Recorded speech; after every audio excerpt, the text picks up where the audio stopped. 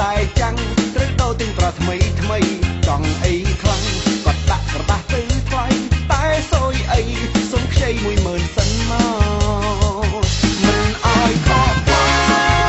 ងបើបងជាខ្សែថៃកំណាញ់ស្ដីបើលុយបងពេញហៅបើក៏ហើយជាក៏ចាំក្រុមចាំបងសិនព្រោះអីលើ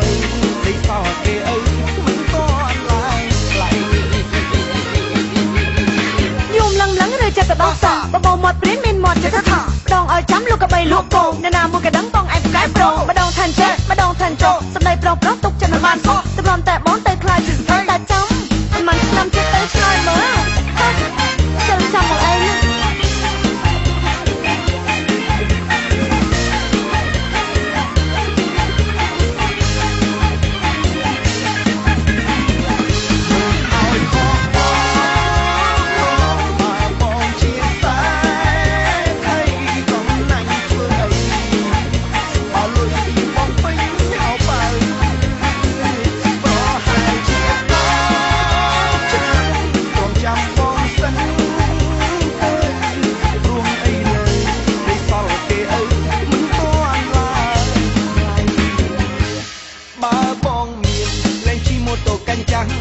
ឲ្យតែចាំងត្រូវដូរទិញប្រថ្មីថ្មីចង់អីខ្លាំងគាត់ដាក់ក្រដាស់ទៅថ្លៃតែសួយអី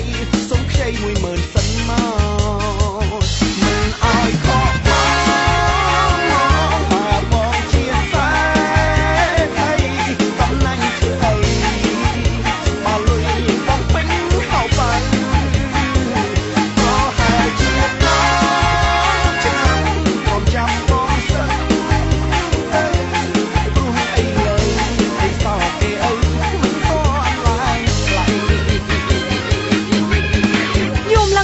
ចិត្តទៅដោះសាបបោមាត់ព្រានមានមាត់ចិត្តថាម្ដងឲ្យចាំលោកកបីលក់កោអ្នកណាមួយកដឹងបងឯងប្រកែប្រូម្ដងឋានចេះម្ដងឋានចោសម្ដីប្រុសទុកចិត្តមិនបានសោះ